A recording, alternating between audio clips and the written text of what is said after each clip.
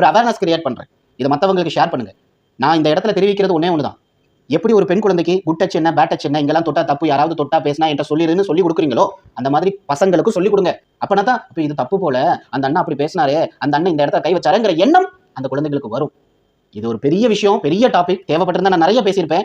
ஆனா சில விஷயங்களை வந்துட்டு என்னால ஓப்பனா பேச முடியாதுங்கிறதுனால ரொம்ப ரத்தன சுருக்கமா சொல்றேன். நம்ம பிள்ளைங்களை நம்ம தான் பாதுகாக்கணும். கேர்ஃபுல்லா இருங்க.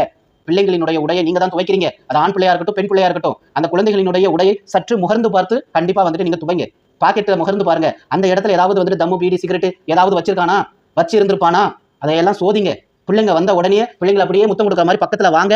பிள்ளைங்க பக்கத்துல வேற ஏதாவது வாட வருதாங்கிறத செக் பண்ணுங்க. இந்த விழிப்புணர்வு பாலியல் ரீதியானதுக்கு மட்டும் இல்லங்க, போதை விஷயத்திலிருந்து உங்க குழந்தைகளை காப்பாற்றும். சின்ன வயசுலயே அந்த குழந்தைகளுக்கு புரியும்படி நம்ம செஞ்சுட்டோம் அப்படின்னா அந்த பிள்ளைங்க பெரிய வயசுல தப்பு பண்ணாது. அதே சமயத்துல தம் பிள்ளை இப்படி ஒரு சூழ்நிலையில இருக்கு அப்படிங்கிறது உங்களுக்கு தெரிய வரும். சோ தயவு செஞ்சு ஆண் பிள்ளைங்களை கொஞ்சம் கேர்ஃபுல்லா பாருங்க.